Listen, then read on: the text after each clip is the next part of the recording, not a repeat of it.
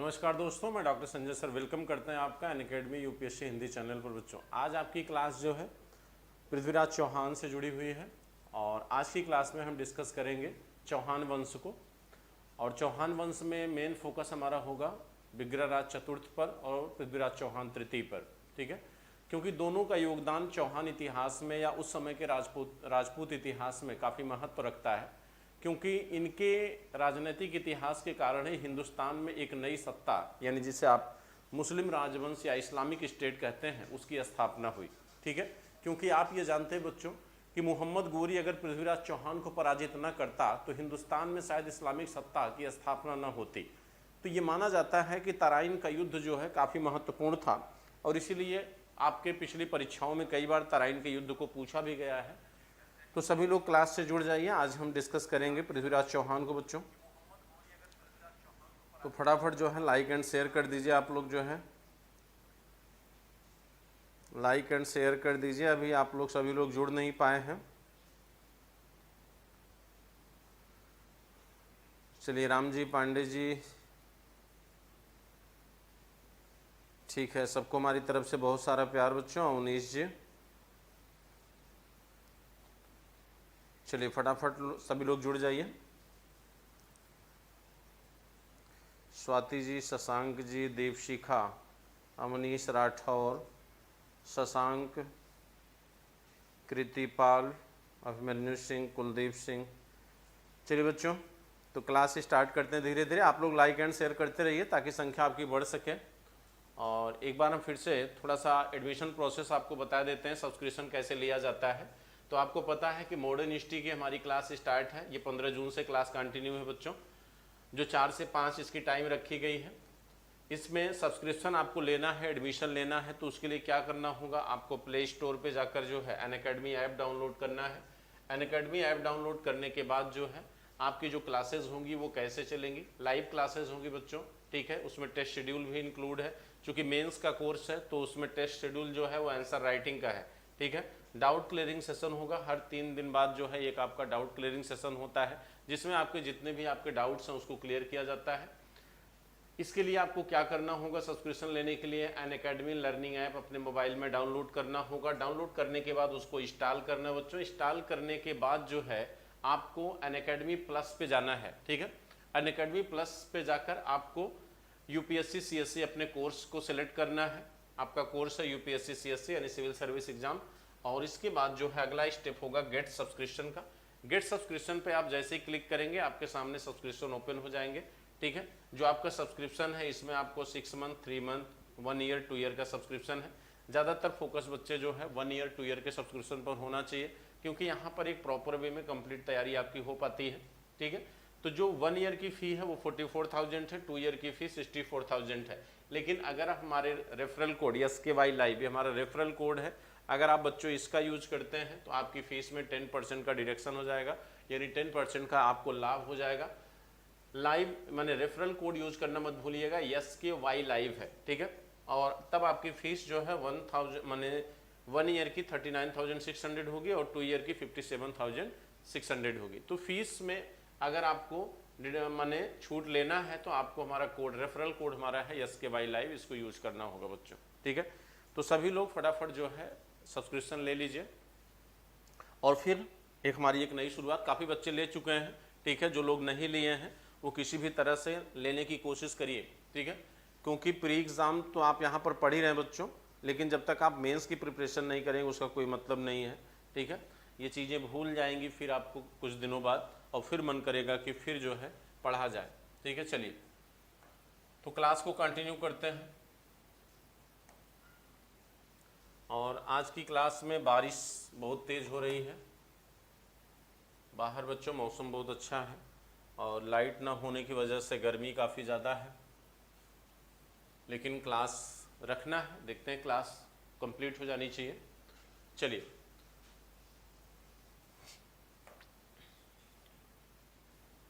तो आज हम पढ़ेंगे चौहान वंश।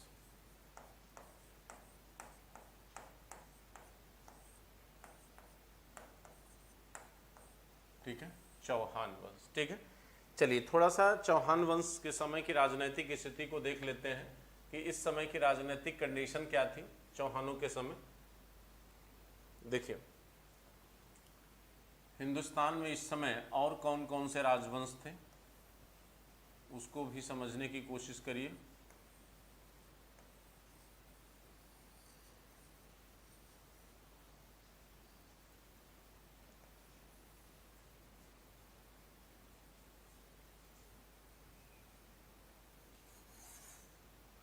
देखिए बच्चों, जहाँ तक कश्मीर की बात है, जहाँ तक कश्मीर की बात है तो कश्मीर में इस समय जो है 3 वंश शासन कर रहे थे क्रमबद्ध रूप से। आपका कारकोट वंश है, यानी कश्मीर पूरी तरह स्वतंत्र है।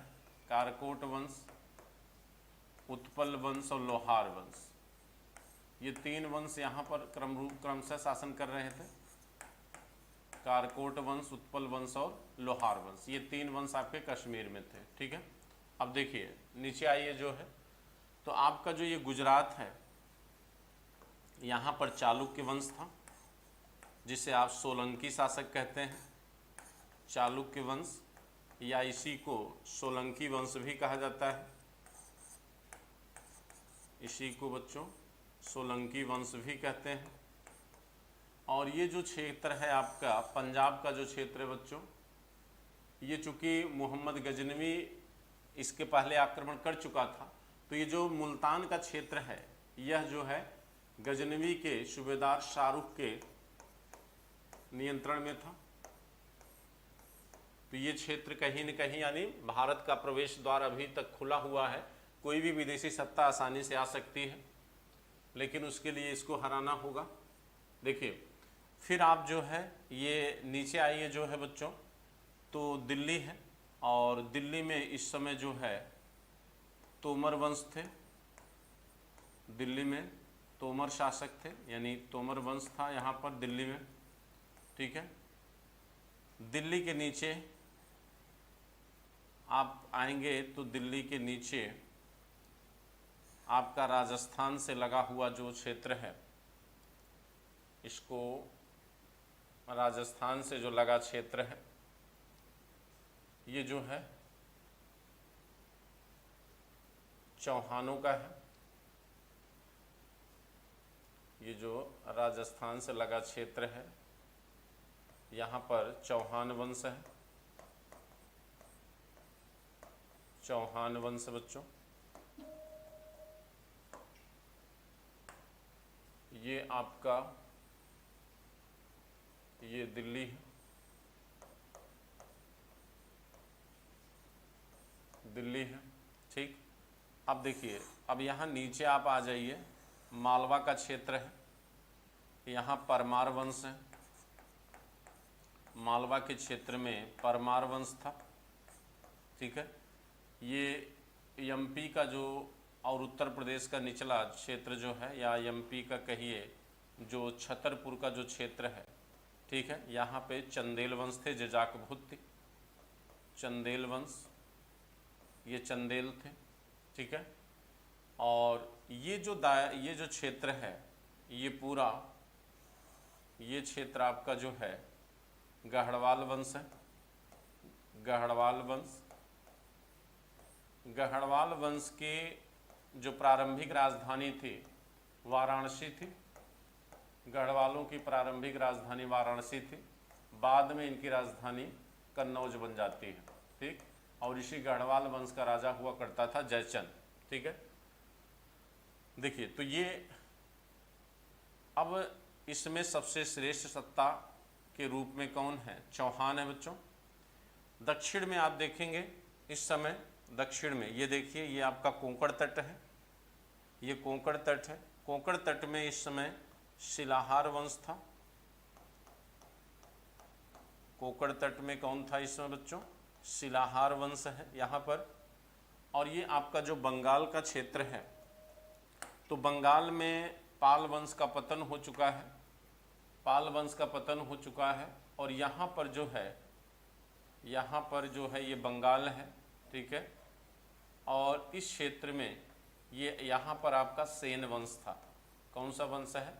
सेन वंश। यहाँ पर सेन वंश है। और यही नीचे पर एमपी से ये लगा हुआ जो है त्रिपुरी है, त्रिपुरी, ठीक। और फिर आप इधर आ जाएंगे दक्षिण में, तो यहाँ पर आपको पल्लव है। नीचे फिर आप जाएंगे तो यहाँ पर आपको चोल मिल जाएंगे, चोल वंश, ठीक है। इस तरह से आपका भारत जो है कई खंडों में क्या था, विभाजित था।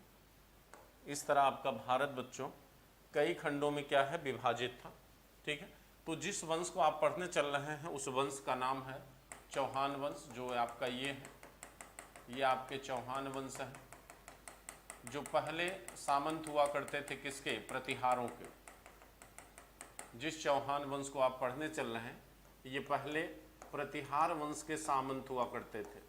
किसके सामंत थे, प्रतिहार वंश के ये सामंत थे, ये प्रतिहारों के सामंत थे बच्चों। कहा जाता है कि इनकी उत्पत्ति जो है जांगल देश में हुई थी। किस देश में, जांगल देश में इनकी उत्पत्ति हुई थी। लेकिन इस जांगल देश को हम सपाद लक्ष्य कहते हैं। क्या कहते हैं इस जांगल देश को, सपाद लक्ष्य कहते हैं। इसका मतलब है कि ये जो जांगल देश है ये एक भूस्थिर माने एक भौगोलिक क्षेत्र है।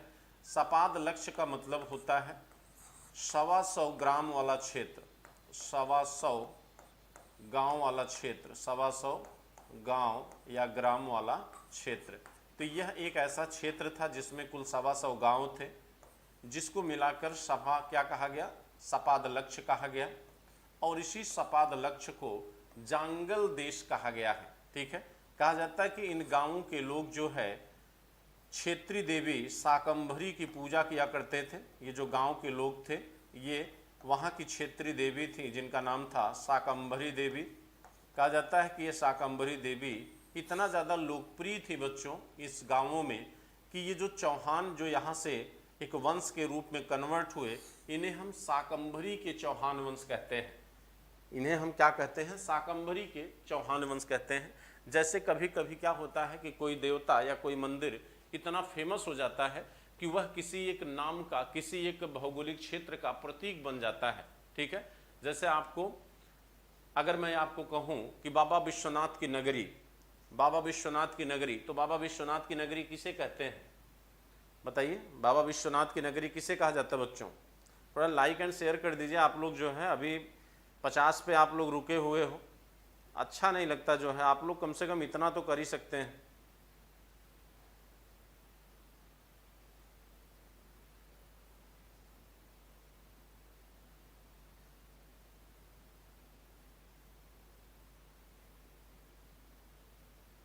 ठीक है बच्चों, लाइक एंड शेयर करते रहिए थोड़ा। स्वाति जी, मयंक वर्मा जी जुड़ तो गए बच्चे, आप लोग फटाफट जो है लाइक एंड शेयर कर दीजिए, ठीक है। अभी तक जितनी बात हमने किया वो क्लियर है। हाँ चलिए देखिए, तो यहाँ पर 3 नाम उभर कर आते हैं। एक जांगल देश, दूसरा सपाद लक्ष्य, तीसरा 125 गांव वाला क्षेत्र, यानी सॉरी इसी को सपाद लक्ष्य कहा गया, जांगल देश और शाकंभरी के चौहान, ठीक है। तो कहीं हमने बात किया कि मैंने शाकंभरी देवी जो यहाँ की एक क्षेत्रीय देवी थी वो इतना फेमस थी, इतना प्रसिद्ध थी कि उन्हीं के नाम पर चौहानों को शाकंभरी का चौहान कहा गया, ठीक है बच्चों। अब देखिए, जैसे जिस वंश को आप पढ़ने चल रहे हैं उसे चौहान वंश कहा जाता है। ये राजपूत थे, और जहाँ तक आपको पता है कि जो राजपूत अग्निकुल से उत्पन्न बताए गए थे, अग्निकुंड से, उन अग्निकुंड से उत्पन्न राजपूतों में चौहान भी क्या थे, शामिल थे, ठीक है। जैसे अग्निकुंड से 4 राजपूतों की उत्पत्ति बताई जाती है। उन 4 राजपूतों में आपके जो है चालुक्य हैं, प्रतिहार हैं, परमार हैं, चौहान हैं। तो उनमें एक आपके चौहान भी शामिल है। ये मूल रूप से सामंत थे किसके, प्रतिहारों के, और एक लंबा समय जो है इन्होंने सामंत के रूप में व्यतीत किया है।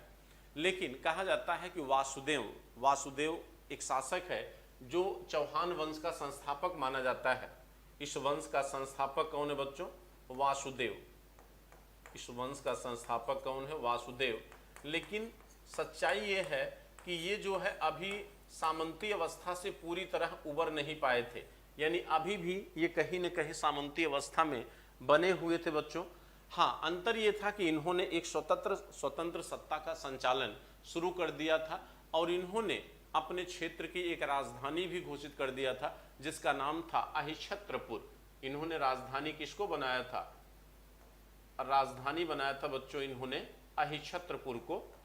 अहिछत्रपुर इनकी क्या थी? राजधानी थी, जिसे बाद में आप देखेंगे कि राजधानी क्या हो जाएगी? बदल जाएगी।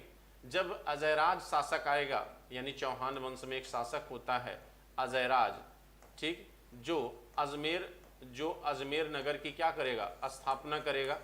और अजमेर नगर की स्थापना करने के साथ साथ अजमेर को यह क्या बनाएगा? राजधानी बनाएगा। अजमेर को क्या बनाएगा बच्चों? राजधानी बनाएगा, ठीक है। कहते हैं लेकिन अजमेर को अगर कोई प्रसिद्ध करेगा, अजमेर शहर के नाम को आगे ले जाने में योगदान किसका रहेगा?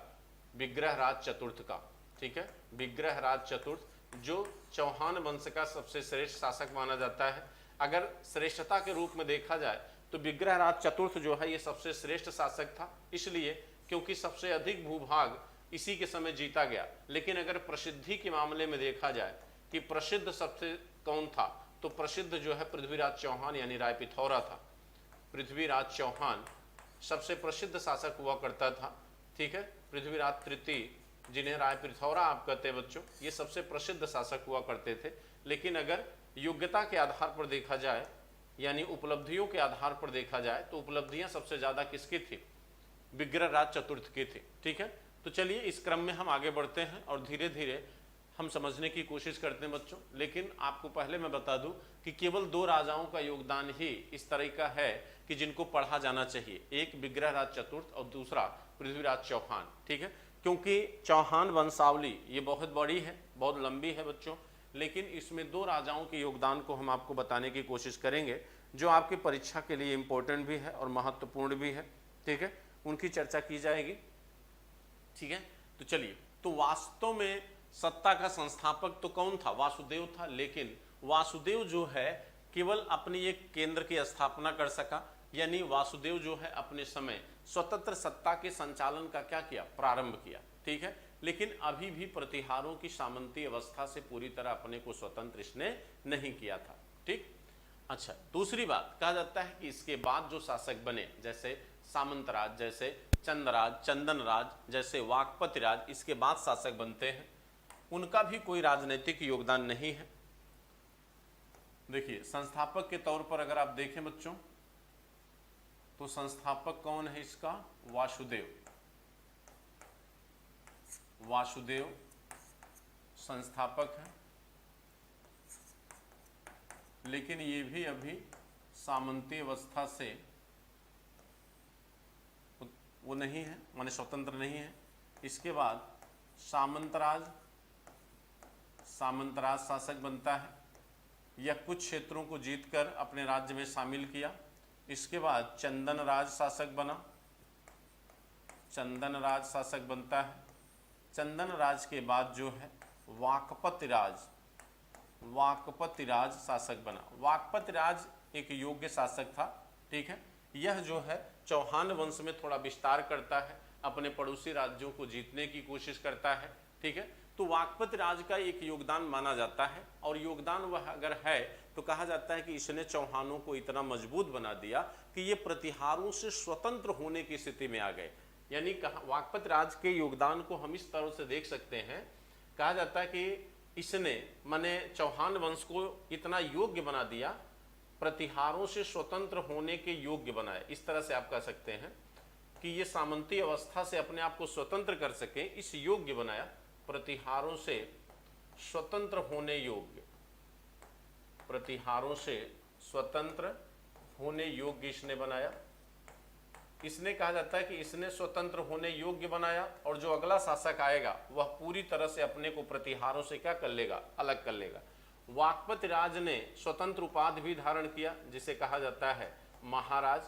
इसने स्वतंत्र उपाधि धारण किया था और अपने चौहान वंश को इतना मजबूत कर लिया कि ये प्रतिहारों से अपने को पूरी तरह क्या कर सके? अलग कर सके। और साथ साथ इनका जो धार्मिक योगदान कहा जाता है कि धार्मिक योगदान इनका ये था कि इन्होंने जो पुष्कर है, पुष्कर आपके राजस्थान में है, एक धार्मिक केंद्र है पुष्कर बच्चों, वहाँ पे पुष्कर तालाब भी है, और इन्होंने पुष्कर में क्या किया था, एक भव्य शैव मंदिर का निर्माण किया था। एक भव्य जो है शैव मंदिर का इन्होंने निर्माण किया बच्चों, जिसके आधार पर यह कहा जाता है कि जो चौहान वंश के शासक थे ये शैव धर्मावलंबी शासक हुआ करते थे। यानी चौहानों के दरबार में किस धर्म को अपनाया गया, या इनका राजधर्म क्या था बच्चों, तो इनका राजधर्म जो है वो शैव धर्म था। ठीक है, इनका राजधर्म क्या था, शैव धर्म था। तो ये तो वाकपति राज का योगदान था। कहा जाता है कि वाकपति राज ने प्रतिहारों से स्वतंत्र होने के योग्य चौहानों को बना दिया, जिसका फायदा आने वाले अगले शासक सिंहराज ने लिया। ठीक है, सिंहराज जब इसके अगला शासक जो आता है सिंहराज बच्चों, तो सिंहराज क्या करता है, पूरी तरह से अपनी स्वतंत्र उपाधि का उपयोग करता है। सिंहराज जब शासक बना, इनका बेटा सिंहराज जब शासक बना, तो सिंहराज ने पहला काम तो ये किया कि महाराजा धीराज की उपाधि इसने धारण किया। महाराजा धीराज की उपाधि इसने धारण किया, महाराजा धीराज की उपाधि धारण किया। और महाराजा धीराज की जो उपाधि इसने धारण किया, इस उपाधि से ही यह लगता है कि यह अपने आप को पूर्ण स्वतंत्र कर चुका है, क्योंकि ये किसी भी एक स्वतंत्र राजा की उपाधि होती है। महाराज की जो उपाधि होती है ये सामंती अवस्था की उपाधि है। अगर आप सामंत हैं तो आपकी टाइटल महाराज होती है, लेकिन अगर आप पूरी तरह स्वतंत्र हो जाते हैं तो आपकी जो उपाधि होती है वो महाराजा धीराज होती है बच्चों। कहते हैं कि इसने पहली बात तो अपने महाराजा धीराज की उपाधि धारण किया, और दूसरा अपने को प्रतिहार वंश से पूरी तरह स्वतंत्र कर लिया। प्रतिहार वंश से पूर्णतः चौहानों को क्या किया, अलग किया, पूर्णतः स्वतंत्र किया। ठीक है, यहाँ से आपके स्वतंत्र वंश की क्या होती है, शुरुआत होती है। और यहाँ से पहली बार चौहान पूरी तरह से प्रतिहारों से क्या हो गए बच्चों, अलग हो गए। यानी सिंहराज का जो योगदान है वो इस बात के लिए है कि इन्होंने प्रतिहारों की सत्ता को पूरी तरह से क्या कर दिया, समाप्त कर दिया, यानी उनको पूरी तरह से नष्ट कर दिया। ठीक है, कहा जाता है कि यह प्रतिहारों को पराजित भी करता है, यहाँ तक कि प्रतिहारों के सामंतों को अपना सामंत बना लिया था। और प्रतिहार शासक अजय राज को यह अपने राज्य में बुलाता है और कहता है कि अपने सामंतों को छुड़ाकर ले जाइए। तो कहीं न कहीं एक श्रेष्ठता का प्रदर्शन इसने प्रतिहारों के विरुद्ध किया, और प्रतिहार उस समय पूरी तरह पतन के कगार पे थे, यानी उनका धीरे धीरे राज्य क्या था, पतन की तरफ जा रहा था, जिसका फायदा जो है इन चौहानों ने क्या किया, उठाया। ठीक, इनके जो अगला शासक है वो है विग्रहराज द्वितीय। अगला जो शासक है बच्चों वो है विग्रहराज द्वितीय। तो विग्रहराज द्वितीय का जो योगदान है वो सिर्फ ये है कि इन्होंने गुजरात के शासक मूलराज को पराजित किया था। देखिए, सिंहराज के बाद जो शासक बनते हैं उनका नाम है बच्चों मूलराज द्वितीय।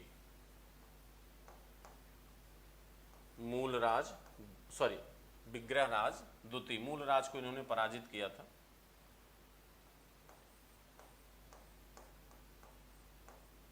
विग्रहराज द्वितीय, ठीक है।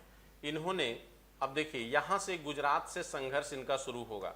तो गुजरात में कौन सा वंश था, सोलंकी वंश है, चालुक्य वंश। गुजरात के शासक मूलराज को क्या किया था, पराजित किया था, मूलराज को पराजित किया था। और आपको पता है बच्चों कि मूलराज एक जो है नाबालिग शासक था, क्योंकि आपको जहां तक याद होगा कि मूलराज की माता नायिका देवी ने इनका नेतृत्व किया था। चूंकि मूलराज अल्पवयस्क था, इसका नेतृत्व कौन कर रहा था, इसकी मां नायिका देवी। और इसी समय मोहम्मद गजनवी का आक्रमण हिंदुस्तान पर हुआ था।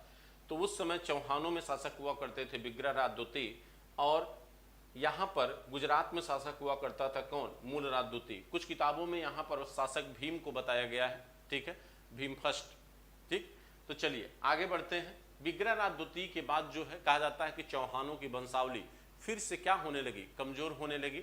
इसके बाद आप देखेंगे, इसके बाद आप देखते हैं तो कमजोर राजाओं का एक दौर आता है, जिसमें इसके बाद आएंगे दुर्लभ राज द्वितीय।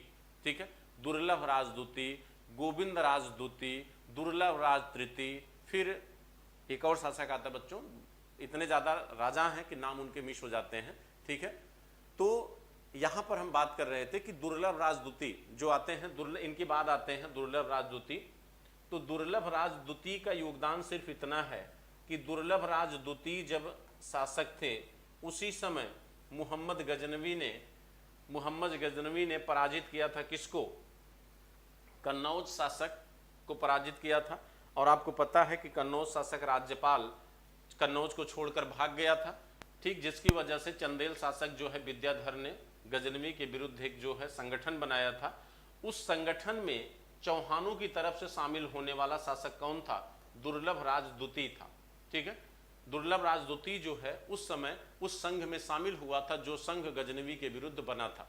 ठीक है, यही इनका एकमात्र योगदान है और कोई योगदान नहीं है। हाँ, जो इनके पहले के शासक थे विग्रहराज द्वितीय जब गुजरात को जीते थे यानी मूलराज को पराजित करके, तो कहा जाता है कि यहीं पर गुजरात में इन्होंने आशापुरी देवी का एक मंदिर बनाया था। ये ध्यान रखिएगा, कभी पूछ सकता है। तो आशापुरी देवी का एक मंदिर बनाया था यहाँ पर किसने? विग्रहराज द्वितीय ने। ठीक है, और विग्रहराज के बाद शासक बनते हैं बच्चों कौन? दुर्लभ राज। दुर्लभ राज के बाद जो है शासक बनता है, दुर्लभ राज के बाद शासक बना गोविंद तृतीय के बाद फिर दुर्लभ राज तृतीय, फिर विग्रहराज तृतीय, फिर पृथ्वीराज प्रथम, फिर अजय राज, और फिर एक मजबूत राज सत्ता का संचालन होना शुरू होता है। ठीक है, तो यहां तक आपको बता दिए दुर्लभ राज तक। दुर्लभ राज के बाद जो है विग्रहराज आते हैं।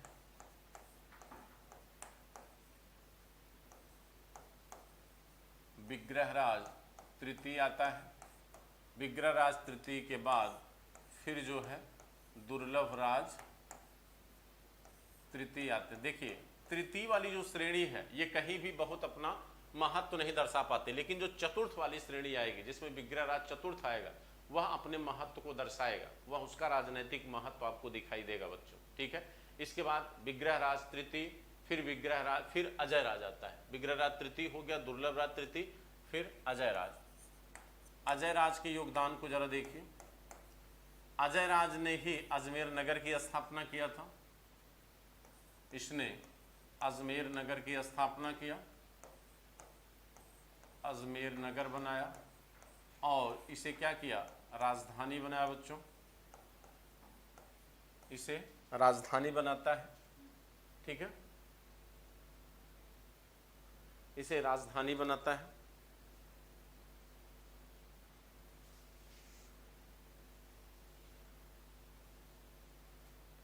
देखिए, कहते हैं अजय राज का जो महत्व है वो इस बात के लिए है कि इनकी पत्नी का नाम था सोमल्ल देवी। इनकी पत्नी हुआ करते थी बच्चों, सोमल्ल देवी इनकी पत्नी थी। सोमल्ल देवी इनकी पत्नी थी, जिनकी मुद्राएं पाई गई हैं। अजय राज का महत्व इस बात के लिए भी है कि इनकी मुद्राएं पाई गई हैं। इनके समय का एक टकसाल मिला है, इनके समय का एक टकसाल मिला है, उस टकसाल में मुद्राएं पाई गई हैं। देखिए, यहाँ पर मुद्राएं महत्वपूर्ण इसलिए है क्योंकि ये जो काल है ये अर्थव्यवस्था के कमजोरी का काल है। मुद्रा व्यवस्था पूरी तरह से कमजोर हो चुकी है। तो राजपूत काल में जहां जहां स्वर्ण मुद्राएं पाई गई हैं वो राजा महत्वपूर्ण बन जाते हैं। जैसे पालों में देवपाल, यहाँ पर अजय राज, इसके बाद जो है विग्रहराज चतुर्थ। ठीक, ये ऐसे राजा हैं जिनकी स्वर्ण मुद्राएं पाई गई हैं, तो इनको पूछा भी जाता है, इसलिए आप ध्यान रखिएगा। ठीक है, इसके माने इनके इन चीज़ों को पूछा गया है इतिहास में, यानी इसको आप जो ध्यान रखिएगा किसकी स्वर्ण मुद्राएं पाई गई हैं। तो अजय राज की भी स्वर्ण मुद्राएं पाई गई हैं, इनकी टकसाल एक पाई गई है। ठीक, इनकी पत्नी का नाम सोमल्ल देवी था। इसके बाद जो शासक बनते हैं उनका नाम है अरणोराज। इनके बाद जो शासक बनते हैं बच्चों उनका नाम है अरणोराज। अरणोराज इतने राज हैं कि राज ही रह जाएगा इनका नाम आपके लिए। ठीक है, इसलिए बहुत कम राज को जानिए तो ज़्यादा ठीक है। ठीक, कहते हैं कि अरणोराज ने सबसे बड़ा काम क्या किया? इन्होंने पहली बार मालवा पर आक्रमण किया, और उस समय मालवा में शासक कौन थे? परमार वंश। इन्होंने किसको पराजित किया? परमार वंश को पराजित किया। अब देखिए, अब धीरे धीरे ये चौहान जो है अपने पड़ोसी राजपूतों से एक कहीं न कहीं द्वेषपूर्ण नीति को जन्म दे रहे हैं, यानी दुश्मनी को मोल ले रहे हैं धीरे धीरे। और यही दुश्मनी इनके समय पृथ्वीराज जब मोहम्मद गोरी हमला करेगा तो यही दुश्मनी इनके ऊपर क्या पड़ेगी? भारी पड़ेगी बच्चों। तब यह राजपूत जो है किसी भी स्तर पर पृथ्वीराज तृतीय को मदद प्रदान नहीं करेंगे। ठीक है, तो कहते हैं कि अरुणोराज जब शासक बना तो ये मालवा के राजा परमार वंश मालवा में परमार वंश को क्या करता है, पराजित करता है। और यहाँ के शासक उस समय हुआ करते थे नरवर्मा। यहाँ के शासक उस समय कौन थे, नरवर्मा, जिनको ये क्या करता है, पराजित कर देता है अरुणोराज। ठीक, और पराजित करने के बाद अरुणोराज का जो दूसरा योगदान है वो है पुष्कर में बाराह मंदिर का निर्माण करना। कहते हैं अरुणोराज ने ही पुष्कर, जो राजस्थान में है बच्चों, पुष्कर में इन्होंने क्या किया था, पुष्कर में इन्होंने बाराह मंदिर जो विष्णु भगवान का है, क्योंकि बाराह अवतार किसका है, भगवान विष्णु का है, बाराह मंदिर का इन्होंने क्या किया था, निर्माण किया।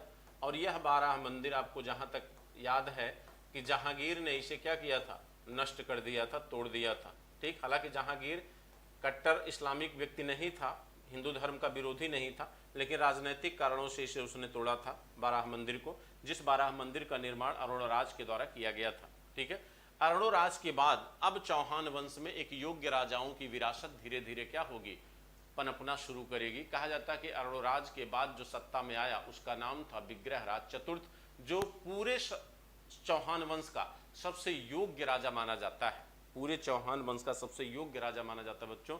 न केवल राजनीतिक रूप से एक श्रेष्ठ शासक था विग्रहराज चतुर्थ, बल्कि संस्कृति और कला का एक महान संरक्षक भी था, साथ साथ एक विद्वान व्यक्ति भी था। कहा जाता है कि इसे कवि बांधो कहा जाता है बच्चों, इसे क्या कहते हैं, कवि बांधो कहते हैं। ठीक है, यह इसी के दरबार में सोमदेव, जो ललित विग्रह राज का नाटक का निर्माण करता है, सोमदेव इसी के दरबार में रहा करता था। ठीक है, तो चलिए हम देखते हैं कि विग्रहराज चतुर्थ जो आपका सबसे महत्वपूर्ण वंश है, विग्रहराज के बारे में ही हम बात करेंगे अब।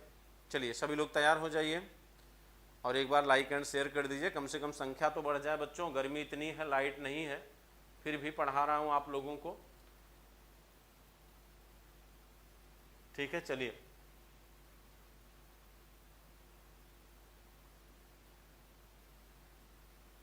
ठीक है, आगे देखिए। सबसे योग्य शासक है आपका विग्रहराज चतुर्थ। विग्रहराज, इसकी उपाधि थी कवि बांधव, इसकी उपाधि हुआ करती थी कवि बांधव, इसकी क्या थी, उपाधि थी। विग्रहराज चतुर्थ को क्या कहते हैं, कवि बांधव कहते हैं बच्चों, इसकी उपाधि हुआ करती थी कवि बांधव। ठीक है, कहा जाता है कि इसने हरिकेली नाटक की रचना की थी, हरिकेली नाटक की रचना की थी। और अजमेर में सरस्वती मंदिर, सरस्वती शिक्षा मंदिर की स्थापना किया था इसने, सरस्वती शिक्षा मंदिर की स्थापना किया था, जिसकी सीढ़ियों पर यह हरिकेली नाटक जो है क्या था, अंकित था। यह उसी की सीढ़ियों पर, यानी इस विद्यालय की सीढ़ियों पर यह हरिकेली नाटक क्या था, लिखा गया था, सीढ़ियों पर यह अंकित था। लेकिन अगर आपसे कहा जाए कि जो नाटक इसने लिखा था, यानी विग्रहराज चतुर्थ ने जो नाटक लिखा बच्चों, यह नाटक जो है महान कवि भारवी की रचना कीर्तार्जुनियम पर आधारित थी। महान कवि भारवी की रचना कीर्तार्जुनियम पर क्या थी, आधारित थी। इसी पर आधारित था यह हरिकेली नाटक, जिसकी रचना विग्रहराज चतुर्थ ने किया था। और आपको पता होगा कि इस सरस्वती मंदिर को तोड़कर कुतुबुद्दीन ऐबक, जो गुलाम वंश का संस्थापक था, उस ऐबक ने यहाँ पर 2.5 दिन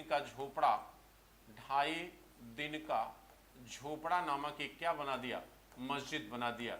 2.5 दिन का झोपड़ा नामक क्या बना दिया, मस्जिद बना दिया। ठीक है, तो वह मस्जिद इसी को तोड़कर बनाई गई थी। और आपको मैं बार बार बताया हूं कि इसी को जो है, माने हिंदू मंदिरों को या हिंदू जो निर्माण प्रक्रिया जो हिंदू निर्माण स्थल थे उनको तोड़कर ही इन माने मुसलमानों ने क्या किया है, अपने मस्जिदों मकबरों का निर्माण किया है। उसके कई कारण थे। एक तो ये आर्थिक अभाव था, ठीक है, इस वजह से इन्होंने तोड़ा। धार्मिक कट्टरता भी, इस वजह से भी इन्होंने तोड़ा।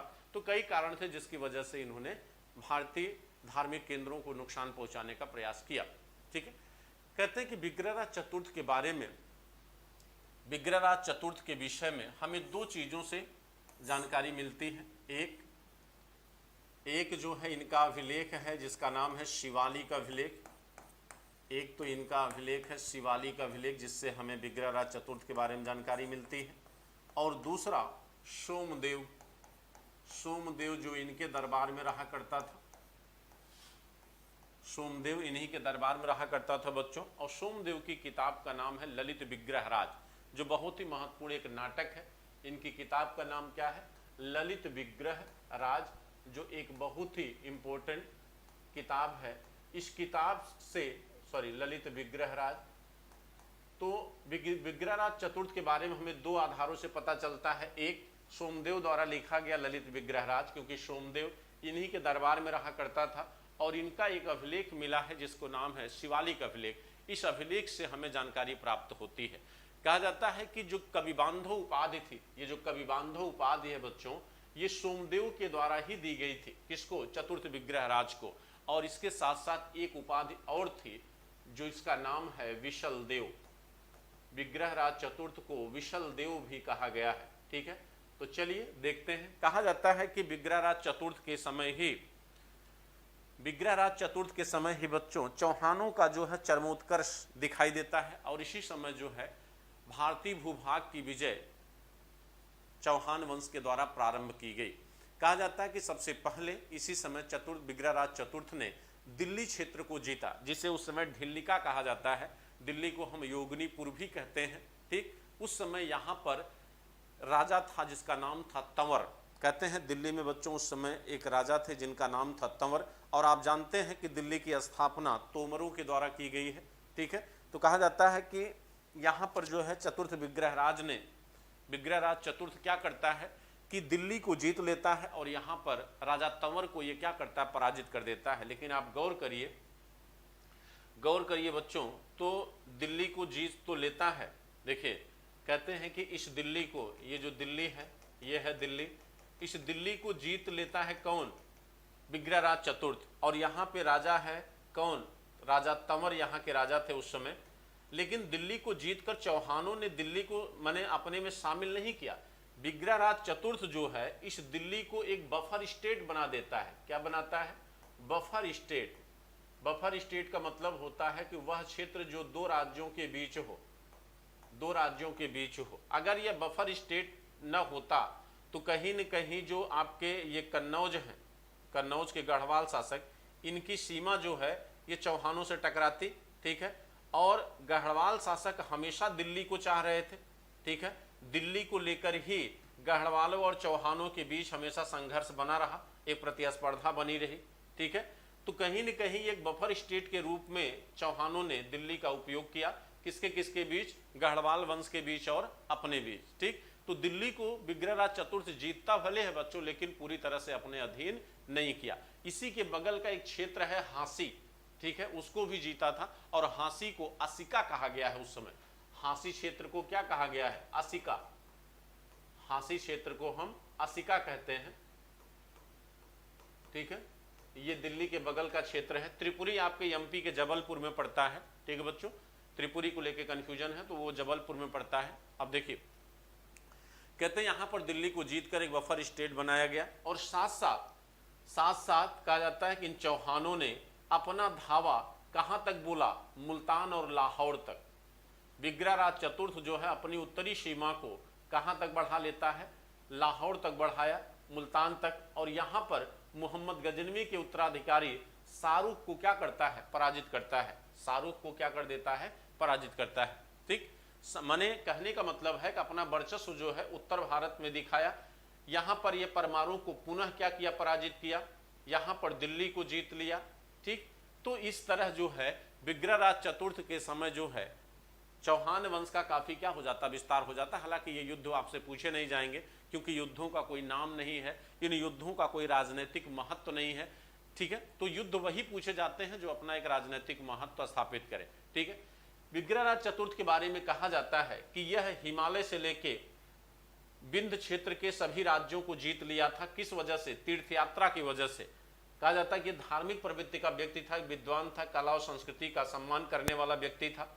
तो ऐसा कहा गया है कि इसने जो है विंध्य और हिमालय के बीच के सभी क्षेत्रों को जीत लिया था। तो विंध्य और हिमालय के बीच चंदेल है, परमार है, गढ़वाल है। इसका मतलब कि इन राजवंशों को कहीं न कहीं विग्रहराज चतुर्थ ने क्या किया होगा? पराजित किया होगा। और पराजित करने के बाद उसे अपने राज्य में अधिग्रहित नहीं किया होगा, छोड़ दिया होगा। तो ये कल्पना ही हो सकती बच्चों, क्योंकि उस समय का जो इतिहास लेखन है वो कहीं न कहीं बढ़ा चढ़ाकर विवरण दिया गया है। क्योंकि दरबारी कवि लेखन की परंपरा थी, दरबार में बैठा कवि जो है वो लेखन कार्य करता था। और आप जानते हैं कि पृथ्वीराज चौहान के दरबार में बैठा पृथ्वीराज रासो का लेखक चंद्रबरदाई और जयानक भट्ट जो पृथ्वीराज विजय का लेखक है, ये दोनों दरबार में रहने वाले व्यक्ति हैं। तो एक निरपेक्ष भाव से, एक स्वतंत्र भाव से इतिहास का निर्माण ये नहीं कर सकते। यानी जब दरबार में बैठक कवि अपने राजा के बारे में लिखेगा तो वो चीज़ों को बढ़ा चढ़ा कर ही लिखेगा, ठीक है। लेकिन फिर भी जिन बातों का, जिन तथ्यों का पुरातात्विक अवशेष हमें मिल जाता है, हम उसके प्रमाणीकरण को स्वीकार कर लेते हैं बच्चों।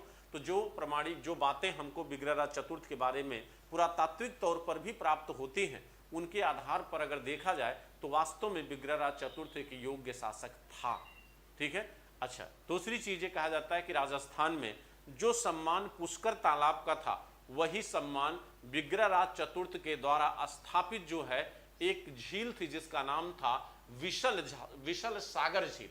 कहते हैं विग्रहराज चतुर्थ ने यहां पर एक झील बनाया था, विशल सागर झील। कौन सी झील? विशल सागर झील। और विशल सागर झील के बगल में ही एक नगर बसाया था जिसे कहते हैं विशल सागर नगर। विशल सागर झील और विशल सागर नगर, ये दो चीजों की स्थापना इसने किया था। तो झील और नगर दोनों एक ही नाम से इसने बनाया था, ठीक है। तो ये उपलब्धि रही किसकी? ये उपलब्धि रही बच्चों आपके, ये उपलब्धि रही आपके विग्रहराज चतुर्थ की। अब हम आते हैं रायपिथौरा के ऊपर बच्चों, पृथ्वीराज चौहान। तो चलिए तैयार हो जाइए एक योग्य शासक को पढ़ने के लिए जिसका नाम है पृथ्वीराज चौहान। पृथ्वीराज चौहान, पृथ्वीराज चौहान, जिसे आप क्या कहते हैं? इसे हम रायपिथौरा कहते हैं बेटा। क्या कहा जाता है इसको? रायपिथौरा कहा जाता है। कहा जाता है कि राजा सोमेश्वर और कर्पूर मंजरी की संतान था ये। कर्पूर मंजरी जो त्रिपुरी के राजकुमारी हुआ करती थी, जो इनकी माँ का नाम है, ये त्रिपुरी की राजकुमारी थी। इनके पिता सोमेश्वर ने त्रिपुरी से अपने वैवाहिक संबंध स्थापित किया था, ठीक है। और राजकुमारी कर्पूर मंजरी से दो संतानें पैदा हुई थी, एक थे हरिराज और दूसरे थे पृथ्वीराज तृतीय। तो पृथ्वीराज तृतीय को हम कई नामों से जानते हैं बच्चों। अपनी संख्या को बढ़ाते रहिए, आप लाइक एंड शेयर करते रहिए, लाइक एंड शेयर करते रहिए बच्चों आप। चलिए, वेरी गुड, बहुत अच्छी बात है, लाइक एंड शेयर करते रहिए। देखिए, तो पृथ्वीराज चौहान के बारे में हम अब देखेंगे। तो पृथ्वीराज चौहान के पिता का नाम था बच्चों सोमेश्वर। इनके पिता का नाम क्या था? सोमेश्वर। सोमेश्वर इनके पिता थे। इनकी माता का नाम था कर्पूर मंजरी। कर्पूर मंजरी इनके माँ का नाम था, जो त्रिपुरी की राजकुमारी थी। कहाँ की राजकुमारी थी बच्चों? त्रिपुरी की राजकुमारी थी। और ये त्रिपुरी जो है, त्रिपुरी आपके पड़ता है कहाँ पर? त्रिपुरी पड़ता है एमपी के जबलपुर में। ये पड़ेगा एमपी के जबलपुर में पड़ता है, ठीक है, एमपी के जबलपुर में पड़ता है। देखिए, इन दोनों से दो संतानें पैदा हुई, एक हरिराज और दूसरा पृथ्वीराज तृतीय। पृथ्वीराज तृतीय थर्ड, ठीक है। पृथ्वीराज तृतीय को हम दो नामों से जानते हैं, एक रायपिथौरा, इसे हम रायपिथौरा कहते हैं, और साथ साथ इथे पृथ्वीश्वर भी कहा गया है। पृथ्वीश्वर ऐसा इसलिए कहा गया है क्योंकि कुछ विद्वानों का ये मानना है कि ये पूरी पृथ्वी को जीतना चाहता था। अब देखिए राजपूत काल का जो इतिहास लिखा गया है वो बेहद जो है पूरे तरह से अलंकारिक शब्दों से भरा हुआ है। पृथ्वीराज चौहान की ये विषाद नहीं थी कि ये पूरे पृथ्वी को जीत सके, ठीक, लेकिन एक दूसरी उपाधि इनके साथ जुड़ी है जिसका नाम है भारतेश्वर, तो इनको भारतेश्वर भी कहा गया है। तो अगर भारतेश्वर की बात करें तो थोड़ा समझ में आता है कि पूरे भारत को जीतने का प्रयास करने वाला, ठीक है। तो भारतेश्वर तो समझ में आता है लेकिन पृथेश्वर समझ में नहीं आता, ठीक है बच्चों। हालांकि ये अपने समकालीन राजाओं को भी जीत नहीं पाए थे, लेकिन चूंकि साहित्य में जो है इनके नाम की चर्चा इतनी बढ़ा चढ़ा कर की गई है कि हमारे आकर्षण का केंद्र बन गए पृथ्वीराज चौहान, ठीक है। लेकिन इतिहास इनको कभी माफ़ नहीं करेगा क्योंकि इन राजपूतों या राजाओं की कुछ गलतियों की वजह से ही हिंदुस्तान विदेशियों का गुलाम बनता रहा है बच्चों। अब हमारी नज़रों में तो यही है, आपकी नज़रों में कुछ और होगा। चलिए बात करते हैं इनकी। कहा जाता है कि इनके पिता जो है, अब इनके समय की जरा राजनीतिक स्थिति को देखिए, मैप को थोड़ा सा क्लियर करिए।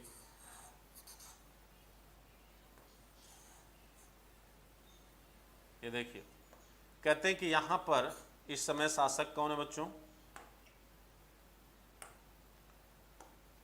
यहां पर राजा भीम है।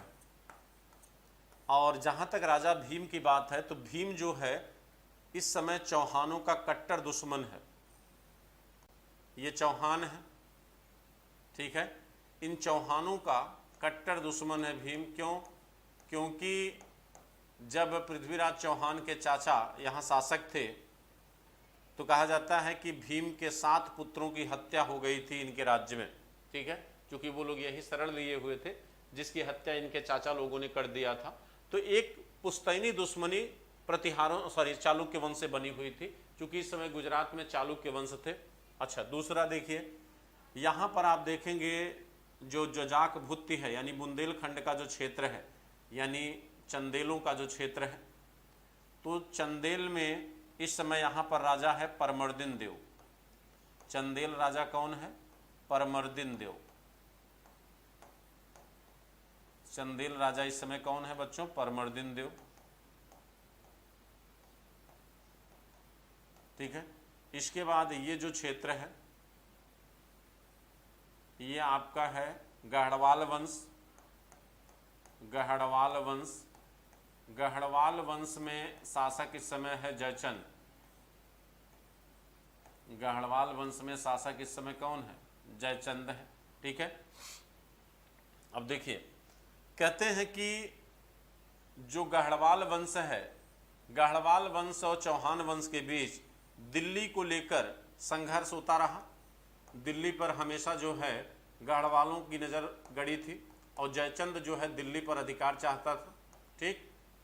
रही बात राजा परमर्दिन देव की, परमर्दिन देव को पृथ्वीराज चौहान ने 1182 में क्या किया? पराजित कर दिया। और जब पृथ्वीराज चौहान 1182 में परमर्दिन देव पर हमला किया तो उस समय पृथ्वीराज चौहान के दूसरे दुश्मन गढ़वाल राजा जयचंद ने अपने 2 सरदारों, जिनका नाम था आल्हा और उदल, जो एक बेहतर तलवारबाज थे, आल्हा और उदल, इन दोनों को लेकर मदद करता है किसकी? परमर्दिन देव की। लेकिन पृथ्वीराज चौहान एक योग्य शासक था, एक बेहतर तलवारबाज होने के साथ साथ धनुर्विद्या के लिए फेमस था ये। और जहाँ तक बात अगर हम पृथ्वीराज चौहान के कवि, इनके कवि का नाम क्या था बच्चों? पृथ्वीराज रासो, जिन्होंने लिखा था, क्या नाम था? इतना फेमस नाम है, अब देखिए मुंह दिमाग से उतर गया। चंद्रबरदाई।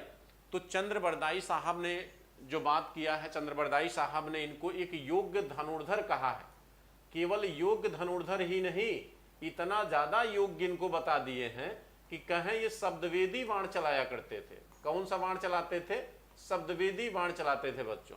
तो अपने मालिक की तारीफ जो है इस काल के कवियों ने कुछ इतना अधिक कर दिया है कि जो अविश्वसनीय टाइप का लगता है, ठीक है। और आपको देखिएगा कि जब इस पृथ्वीराज चौहान को गोरी कैद करेगा अपने तहखाने में, तब पृथ्वीराज चौहान के बारे में उनके कवि चंद्रबरदाई इस तरह का लेखन कार्य करेंगे कि वहां भी अपने राजा को बचाने का प्रयास करेंगे। समझ रहे नहीं? उसमें किस तरह से एक पोयम है, 4 बांस 24 गज अंगुल अष्ट प्रमाण, एक माने इस तरह से एक पोयम है बच्चों कि उसमें सुल्तान जो है गोरी सिंहासन पर बैठा हुआ है और ये कहते हैं कि मत चूको चौहान, यानी तहखाने से ये शब्दवेदी बाण मारते हैं और गोरी की मृत्यु हो जाती है। तो एक अलंकारिक बात की गई है, लेकिन हाँ ये सच है कि ये धनुर्विद्या के ज्ञाता थे, बेहद अच्छा चलाते थे धनुष, लेकिन साथ साथ तलवारबाज भी था। और कहते हैं कि जब यहाँ पर परमर्दिन देव से युद्ध होता है चौहान का, तो परमर्दिन देव को ये क्या करता है, पराजित कर देता है। परमर्दिन देव के किले कलिंजर, परमर्दिन देव के किले कलिंजर को यह घेर लेता है, ठीक। उस समय परमर्दिन देव की राजधानी हुआ करती थी महोबा, और कहा जाता है कि यहाँ पर परमर्दिन देव को समर्पण करने के लिए क्या करता है, मजबूर कर देता है। लेकिन दुर्भाग्य ये है बच्चों कि अगर हम इस बात को मान लें, अगर हम इस बात को मान लें कि इन्होंने परमर्दिन देव को बुरी तरह पराजित किया, लेकिन परमर्दिन देव की एक उपाधि है, परमर्दिन देव की उपाधि है दक्षिणापथपति। परमर्दिन देव जो चंदेल राजा थे उनको दक्षिणापथपति भी कहा गया है। तो दक्षिणापथपति का मतलब है कि दक्षिणी क्षेत्रों पर अधिकार करने वाला। तो ऐसा कहा जाता है कि पृथ्वीराज चौहान इनको बंदी बना के फिर बाद में मुक्त कर दिया होगा, जिसका लाभ उठाकर ये बाद में उन क्षेत्रों को, यानी कलिंजर का जो क्षेत्र जो चौहान के अधीन चला गया था, उसको पुनः ये क्या कर लिए होंगे, प्राप्त कर लिए होंगे। हाँ ये सच है, लेकिन साथ साथ ये भी सच है कि आल्हा और उदल यहीं पर मारे जाते हैं बच्चों। 2 योग्य थे दोनों, आल्हा और उदल, और इनके लोकगीत को आप सुने भी होंगे, इनके ऊपर बहुत सारे लोकगीत बने हुए हैं, ठीक है। इंद्रल हरण एक बिरहा है जो आपके महान लोक गायक रामदेव का एक बिरहा है बच्चों, उसको सुनिए, बहुत अच्छा बिरहा है, जिसमें आल्हा और उदल ये दोनों भाई हैं। उदल छोटा भाई है, आल्हा के बेटे का नाम इंदल था, ठीक है। इस इंदल को उदल मेला देखने ले जाते हैं, जहां पर एक जादूगरनी पन्ना थी जो इसको कैद कर लेती है, ठीक। और उसके बाद जो है उदल पर आल्हा जो है क्या करते हैं, प्रहार करते हैं, नुकसान पहुंचाते हैं। तो इनकी पत्नी आल्हा ने उस समय इनको सजेशन दिया था, आल्हा को इनकी पत्नी ने, कि हम और आप रहेंगे तो संतानें फिर होंगी, लेकिन भाई का होना बेहद जरूरी है, ठीक है। तो यहाँ पर अविश्वास मत करिए, यानी आल्हा को संदेश देती है इनकी पत्नी। तो छोड़िए वो सब कहानी है बच्चों, यहाँ पर आपको ये पता है कि पृथ्वीराज चौहान दोनों को पराजित करता है और इन दोनों को लाने का श्रेय जयचंद को जाता है, ठीक। तो इस तरह पृथ्वीराज चौहान जो है आपने इससे भी दुश्मनी कर लिए, किससे, परमर्दिन देव से, चंदेलों से दुश्मनी कर लिए। और उधर गुजरात के सोलंकी शासक भीम को भी इन्होंने क्या किया, पराजित किया पृथ्वीराज चौहान ने। तो तटवर्ती क्षेत्र भीम से, देखिए वहां पर सिचुएशन ये थी बच्चों, इसको देखिए थोड़ा सा समझिए।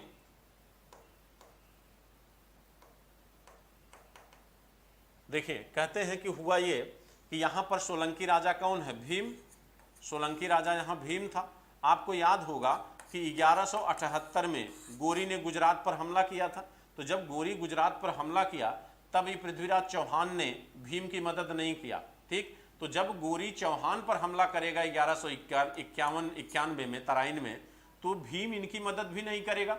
भाई आपने पहले नहीं किया ना, तो ये भी नहीं करेगा। दूसरी बात, परमर्दिन देव जो चंदेल शासक हैं वो पहले ही दुश्मन बन चुके हैं। परमारों को आपने पहले ही पराजित किया है आपकी वंशावली के लोगों ने, तो परमार ऑलरेडी आपके दुश्मन बने हैं।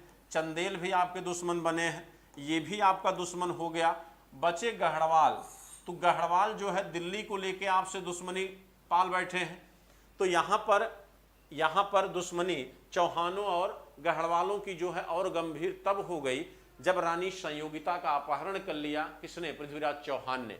हुआ ये कि कहा जाता है कि गढ़वाल शासक जयचंद ने पृथ्वीराज को नीचा दिखाने के लिए अपने राज्य में राजसूर यज्ञ का आयोजन करता है, और उस राजसूर यज्ञ में इसने अपनी पुत्री संयोगिता के स्वयंवर की क्या किया, कहानी रचाता है, यानी स्वयंवर भी रखता है बच्चों। उस स्वयंवर में पृथ्वीराज चौहान को इसने आमंत्रित नहीं किया, जिसे पृथ्वीराज चौहान ने अपना अपमान समझा और जाकर संयोगिता का क्या कर लेता है, अपहरण कर लेता है। तो किसी भी पुत्री का अपहरण होना किसी भी राजा के लिए अपमान का विषय था। तो यहाँ पर कहीं न कहीं इन्होंने, चौहानों ने जयचंद से भी अपनी दुश्मनी को अस्थायी कर लिया, जिसके परिणाम स्वरूप जब 1191 में गोरी ने हमला किया गोरी ने हमला किया जब चौहान के ऊपर, तो ये राजा जो है किसी भी तरह से चौहान की मदद नहीं करते हैं। इवन ये कहा जाता है कि जब तराइन के युद्ध में चौहान हारे तो गढ़वाल राजा जयचंद ने दीपक जलाया था, घी का दिया जलाया था बच्चों, इतना खुश था ये। तो ये दुर्भाग्य है हिंदुस्तान का कि आपसी जो प्रतिद्वंदिता थी, ये विदेशी दुश्मनों को एक आमंत्रण थी, एक न्योता था कि आइए और हिंदुस्तान को जीतिए बच्चों। तो यहां पर देखिए कहा जाता है कि मोहम्मद गोरी एक योग्य सेनानायक था, इसमें कोई शक नहीं है। और कहा जाता है कि मोहम्मद गोरी ये जानता था कि अगर हमें दिल्ली चाहिए या हमें भारत को अगर जीतना है तो चौहानों को हराना गोरी के लिए सबसे इम्पोर्टेंट था। और इसी वजह से गोरी ने 1186 में पंजाब को क्या किया, जीत लिया। और जब पंजाब को जीता तो आधुनिक पंजाब का जो भटिंडा वाला क्षेत्र है बच्चों, जो भटिंडा का क्षेत्र है यह चौहानों का क्षेत्र था। अब चौहानों का जो भटिंडा क्षेत्र है जब यह गोरी के नियंत्रण में चला गया तो अब चौहानों की वीरता का सबसे बड़ा परीक्षण था। यहां पर यह अनिवार्य हो गया कि अब चौहान गोरी से युद्ध करें। तो कहा जाता है कि गोरी ने एक संदेशवाहक भेजा पृथ्वीराज चौहान के पास कि महोदय आप आत्मसमर्पण कर दीजिए, हम आपको बख्श देंगे। चौहान ने इसे अपना अपमान समझा और गोरी के समूल विनाश के लिए गोरी के ऊपर क्या करता है, आक्रमण करता है बच्चों। और गोरी को तराइन के प्रथम युद्ध में 1191 में बुरी तरह क्या करता है, पराजित करता है। लेकिन राजपूत थे, इन्होंने पीठ पर वार नहीं किया और गोरी जो है बच जाता है इस युद्ध में। अब आप देखिए कहा जाता है कि एक तरफ गोरी है, एक तरफ जो है पृथ्वीराज चौहान है। तो योग्यता के मामले में पृथ्वीराज चौहान भी कम नहीं थे बच्चों, लेकिन कहा जाता है कि अगर दूरदर्शिता की बात की जाए तो उसमें कहीं न कहीं चौहान गोरी से फेल खा गए। किस मामले में? अगर आप इन समय के साहित्यों की बात की जाए तो कुछ साहित्यों में यह उल्लेख होता है कि गोरी ने 21 बार हमला किया। इस बीच में दोनों तराइन युद्धों के बीच में 21 बार हमला करता है कौन? गोरी। कुछ साहित्यों में 17 बार दिया है, कुछ साहित्यों में 7 बार दिया है। चलिए कोई भी हो, 7 बार भी अगर हम मान लें तो इसका मतलब कि 7 बार चौहान ने गोरी को पराजित किया। तो यहां योग्य कौन है? योग्य बच्चों गोरी है। आप सोचिए कि वो एक विदेश से आया हुआ योद्धा है जो आपके घर में आके आपसे 7 बार हारने के बावजूद भी अपनी हिम्मत और साहस को नहीं छोड़ा और आपको हराने के लिए कहीं न कहीं वो प्रतिबद्ध है। उसका लक्ष्य पूरी तरह क्लियर है और वह लक्ष्य है चौहान की पराजय। वह अपने लक्ष्य के प्रति पूरी तरह से कटिबद्ध है और आप जो है इस बीच जो है कहीं न कहीं संयोगिता के प्रेम में पूरी तरह से अपनी दूरदर्शिता को, अपने नेतृत्व को क्या किया, कमजोर कर लिया। तो ये बात तो उनके लेखक चंद्रबरदाई ने भी कहा है कि संयोगिता के प्रभाव ने कहीं न कहीं चौहान की योग्यता को क्या किया, कम किया, जिसका लाभ मिला किसको? गोरी को। बात समझेंगे? गोरी की सेनाएं चौहान से कम थी बच्चों, लेकिन हां जहां तक घोड़ों की बात है, जहां तक युद्ध शैली की बात है, तो वह गोरी की बेहतर थी किससे? चौहानों से। बात समझेंगे? तो कहते हैं कि तराइन के द्वितीय युद्ध में गोरी जो है बुरी तरह पराजित कर देता है किसको? पृथ्वीराज चौहान को। और यहां पर पृथ्वीराज चौहान की पराजय नहीं थी, ये हिंदुस्तान की पराजय थी बच्चों, क्योंकि तराइन के द्वितीय युद्ध का जो इंपॉर्टेंस है, जो प्रभाव है, जो इंपैक्ट है, वो आने वाले इतिहास में एक बड़ा प्रभाव अपना दर्शाता है। यही तराइन का द्वितीय युद्ध था जिसने सल्तनत काल की स्थापना की नींव डाल दिया यहीं पर। इसीलिए तराइन के युद्ध को या प्रथम युद्ध को बार बार आपकी परीक्षाओं में क्या किया जाता है, पूछा जाता है बच्चों। तो यहां से पृथ्वीराज चौहान जो है क्या हो जाते हैं, कमजोर हो जाते हैं। ये तो इनकी राजनीतिक उपलब्धियों की बात हमने किया। हाँ, पृथ्वीराज चौहान जो है कला के संरक्षक भी थे। इन्हीं के दरबार में आपके जयानक भट्ट रहा करते थे, जिन्होंने पृथ्वीराज विजय नामक ग्रंथ की रचना किया था। और हिंदी के प्रथम महाकाव्य के निर्माणकर्ता चंद्रबरदाई, जिन्होंने पृथ्वीराज रासो की रचना किया, उन्होंने भी इस ग्रंथ के निर्माण इन्हीं के दरबार में थे। इसके साथ साथ विश्वरूप और विद्यापति गौड़, ये 2 अन्य लेखक थे जो पृथ्वीराज चौहान के ही दरबार में रहा करते थे। टाइम ओवर हो गया बच्चों, तो आपकी चूंकि अगली क्लास भी है। हाँ, जहां तक बात पृथ्वीराज चौहान के मरने की है उसके बारे में हसन निजामी और मिनहाजुद्दीन सिराज, अलग अलग तथ्यों को प्रस्तुत किए हैं। और कुछ माने कहा जाता है कि सरस्वती नदी के किनारे गोरी ने इनको कैद कर लिया था और सिराज का कहना है कि इनकी हत्या कर दी गई। तो जब ये आप मेडिवल हिस्ट्री पढ़ेंगे तो वहाँ पर चूंकि ये स्टेटमेंट फिर आएगा, तो वहाँ पर अकॉर्डिंग टू मिनहाजुस सिराज और आपके हसन निजामी के अनुसार वहाँ पर डिस्कस करेंगे कि क्या हुआ, कि पृथ्वीराज मारे गए थे कि कैद खाने में बंद थे, कि जहाँ से शब्दवेदी बाण इन्होंने चलाया और गोरी की मौत हो गई। तो कितना सच है कितना झूठ है बच्चों, तो ये पृथ्वीराज चौहान के बारे में आज हमने डिस्कस किया है और मुझे उम्मीद है कि आप लोगों को काम भर का पर्याप्त बता दिया हूँ मैं। ठीक है, तो चलिए बच्चों, सभी लोग जो है फिर मिलते हैं अगली क्लास में। और सब्सक्रिप्शन आप लोग ले लीजिए फटाफट, जो है सब्सक्रिप्शन बच्चों ले लीजिए, क्योंकि सब्सक्रिप्शन जब तक नहीं लेंगे आपकी मेंस की तैयारी नहीं हो सकती है। तो ये हमारा रेफरल कोड है जिसको यूज करना मत भूलिए। क्लास आपकी स्टार्ट हो चुकी है, 15 जून से मेंस की मॉडर्न हिस्ट्री की क्लास स्टार्ट है, 4 से 5 उसकी टाइमिंग है। तो फटाफट आप लोग सब्सक्रिप्शन ले लीजिए। सब्सक्रिप्शन लेने का तरीका आपको बताया जा चुका है कि किस तरह से सब्सक्रिप्शन आपको लेना है। ठीक है, सब्सक्रिप्शन लेने के लिए आपको जो है ये 1 ईयर 2 ईयर का सब्सक्रिप्शन दिया गया है। 1 ईयर की 44 और 2 ईयर की 64, लेकिन आप हमारा रेफरल कोड अगर यूज करेंगे तो आपकी फीस जो है कम होकर 39,600 और 57,600 हो जाएगी। ठीक, तो ये आप जो है जरूर से जरूर जो है सब्सक्रिप्शन लीजिए, क्योंकि वहाँ पर आपकी जो तैयारी है वो एक प्रॉपर वे में काम करेगी। वहाँ पर आपको हमसे डायरेक्ट जुड़ने का अवसर मिलेगा। ठीक है बच्चों, तो मेंस पर एक अच्छे तरीके से काम किया जा सकता है।